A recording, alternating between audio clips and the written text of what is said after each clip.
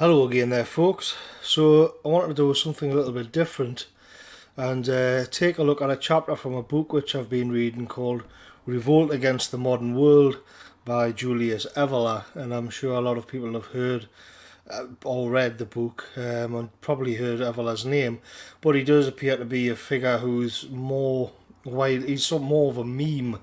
I kind of get the impression than people actually reading his book. And this is the first time I've read one of his books. I'm by no means an expert on Evola, and I've read this so far. I haven't even finished it yet. But I wanted to get into this chapter because I just thought it was an absolutely brilliant chapter and has so many interesting things to think about. But except for this, I've read a lot of the essays up at Countercurrents on Evola, but that's kind of it. So I'm a bit of a newbie to Evola as well. So the chapter is called Universalism and Individualism. And when you get into Evola, I think a lot of people have a bit of problems because his axis isn't in any way liberal. There's a famous video goes around by Jonathan Bowden, which is on YouTube, called Julius Evola, the most right-wing thinker of all time, and that's not overstating it, to be honest. And you do have to kind of do a double think a little bit to sort of think where he's coming from on it, and it's because his default position is not in any way liberal. It's coming from a very older hierarchical and traditionalist perspective. So when his point of view is always with that as his base point and not liberal, which is even for people in sort of right-wing movements relative to Evola, they have a kind of liberal way of looking at the world because we've been saturated in it all our lives, and in fact Western culture has for centuries, which is kind of what we're going to get into here a little bit. So Evola begins the chapter with some mild criticisms of the Catholic Church. The problem that the Church has had is that Evola's point of view seems to be saying that because of it's actually there to perpetuate the spiritual world, what Evola calls the super world, and the spiritual, and that for Evola is much more important. And when it becomes more bogged down in political intrigues and it's seen to be gathering too much wealth, which it had to do in order to propagate and remain as this bulwark of mysticism and the spiritual, because that for Evola is always much, much more important than anything to do with materialism, which we're going to get into here. And the church, the Catholic Church began to seem a little bit of aloof, and sooner or later, somebody was going to take advantage of that, and so Evola then moves on to explain what that would be, and it would be Martin Luther and the Reformation and the rise of Protestantism in Europe. And so here we get into the crux of it a little bit, which is where what Evola is saying here is that in Europe in medieval times you had the Catholic Church, and it was this overarching superstructure which enveloped all of Europe in a way. And so you had from the lowly pig farmer up to the aristocrat, and then to the kings, and then on into the papacy, and then onwards, upwards into the spiritual, into God and the eternal and the supernatural. So this was, when people talk about hierarchy, this is what it's really meant.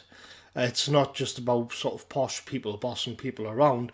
It's a complete metaphysical structure which from the bottom to the top encompasses all of the life, and what you'll notice is that it always points upwards.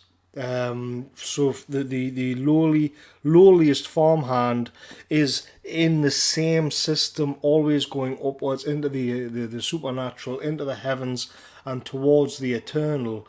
It's an upwards looking civilization. Now, what happened with the Protestant Reformation, of course, is that their criticism of the Catholic Church was that it was too hierarchical and out of touch.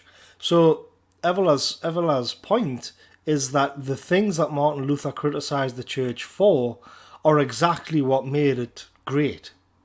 And here we get this. So again, this is because it was so hierarchical and so rigid and so all-encompassing that is exactly what made it great. And this is what the Protestant Martin Luther and the Protestant Reformation really vehemently criticised the church for.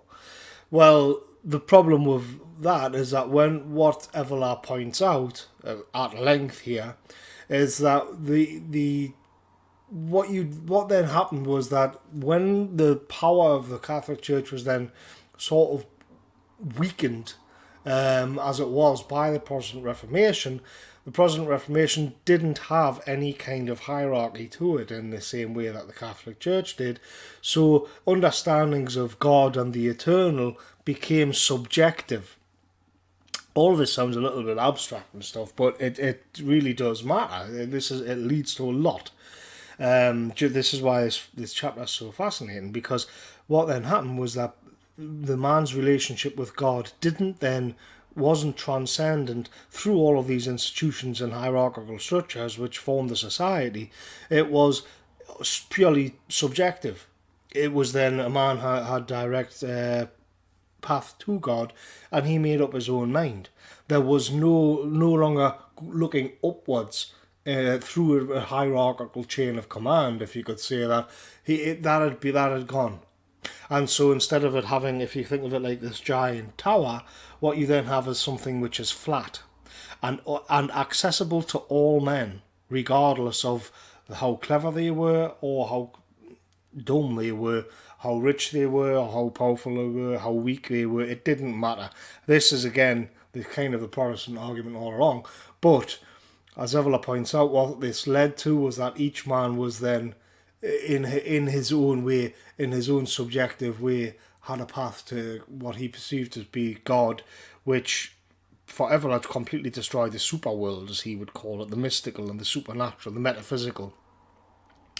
And so what you then have is, all hell breaking loose, really, because now the worst is happening, because through traditional hierarchical structures, what Evola calls the dam, which would be the sort of the masses, the plebs. Again, this will make many a nationalist wince in the modern age, because it's all about the masses. It's all about red-pilling the normies and creating this critical mass.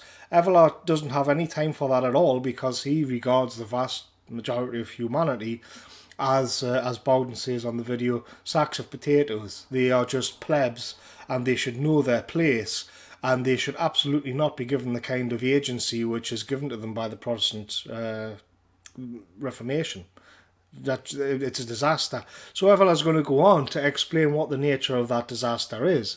And the first thing is that it's what he calls unrealism, where subjective faith, and then it becomes individualism, and because that then leads to materialism. And so what we see happening is that the individual will then begin to look for ways to run his life, and he'll run his life to keep himself happy in a more of a self-centered way, and he can kind of rationalize that. And then that quickly moves into this mass capitalist society. But for now, and you see that especially with Calvinism, which came out of this, it becomes more about profit and materialism straight away, because the traditional order has been swept away. And now, whatever that says is that the warrior spirit, which was in the traditional world, has now sort of been moved in to the area of making money, making a profit. And of course everybody becomes an individual in that way, and we see in Northern Europe, where this was most prominent, that it became a very, very individualistic society. And so what that also means is that you get the arrival of and this is me, not Evola, but you get the arrival of the moneylenders and secretive guilds. This is actually worth thinking about as well, because at least the Catholic Church was right out there in the open, sort of laying down the law of the land. for the common good and offering spiritualism and everything. What you get when the society becomes much more individualistic, it lends itself and weakens itself in a way that what you end up getting is secretive outgroups and secret societies sort of manipulating things behind the scenes. Evola doesn't actually have that too much of a problem. He mentions the Masons and the Illuminati, and he says were themselves corrupted by the Protestant Reformation. And then he moves on, of course, because you're also talking about rationalism, the rationalism and reason. Now, this, again, sounds a bit weird because we're so used to seeing these as sort of absolute positions which are never questioned. They just have to be positive goods. And so I'm going to read out whatever Evola actually says here on page 320 of Revolt Against the Modern World. It was science that precluded any appreciation of the traditional disciplines through the mirage of evident phenomena that are accessible to everyone. Science has upheld the superiority of lay culture by creating the myth of the scholar and of the scientist.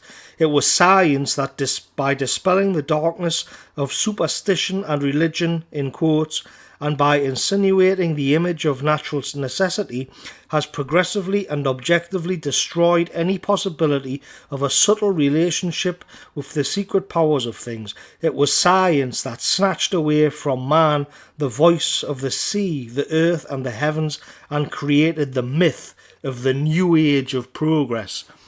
And so this leads us on to the real, what was really unleashed by the Protestant Reformation, by individualism, by subjective interpretations of God and of religion, which is the dam finally breaks, and you then get to see the masses, and you then get to see a secular state arise, which is always pandering to the plebs, as Evola would have it, to the sort of the pig farmers and the illiterate herd. I mean, he's really got nothing but contempt for the rank and file masses. And he would then see that in what became the secular state, because of course the Catholic hierarchy has been drastically weakened, in the secular state, what you then see are all of the dumb herd being given more and more agency and demanding more and more rights, at the same time that you've got the rise of capitalism and you've got these sort of, what, not quite, but on the way, will be a lot of abstract thinking, which would be called rational, which would then be a sort of new code of secular laws to try and sort of formulate a new society, which would eventually become the Enlightenment. But then the masses are driven just purely by materialism. And as I got to before, they are in the end just tools of others behind the scenes. And so, much later, this would eventually result in the Russian Revolution, Marxism, and communism. You get these mass. But what Evola's pointing towards here is the French Revolution as being the first instance where the masses demanded more, and in the French Revolution, you literally had what was left of the French hierarchy being beheaded, literally beheaded, and it was quite the bloodbath. And so it becomes, this is where unreason comes into it. This is where it's just not reasonable to expect a society to cater to the whims of the masses, of the plebs like this, all these potatoes. And yet that is what has arrived here. The mass society was born out of the Protestant Reformation, is what Evola's arguing here.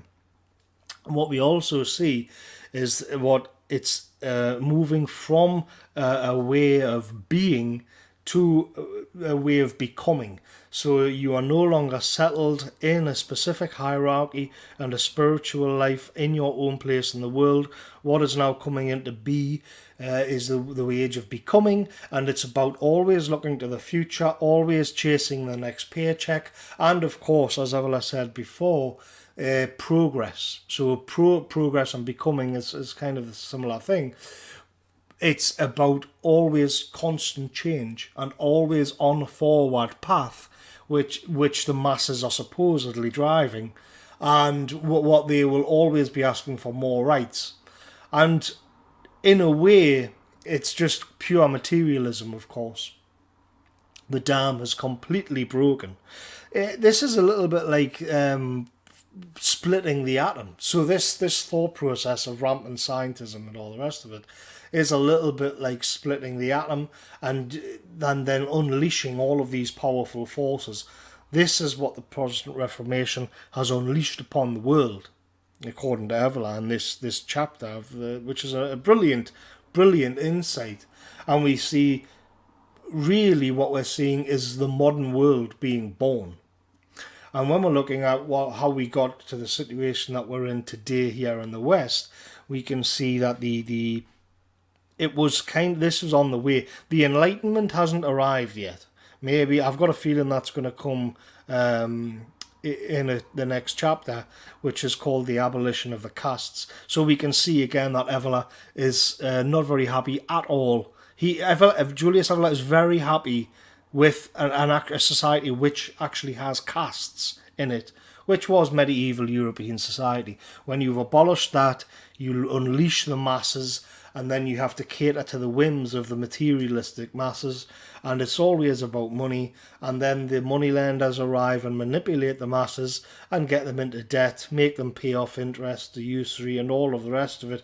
You can see that this is a really quick way to not actually to set a society free, but to enslave it. You enslave it to the dumb herd. And this is what Evola saw, and this is this is the modern world being born in a book which is literally called Revolt Against the Modern World. Absolutely fascinating stuff. Thanks for listening, folks, and I'll catch you later.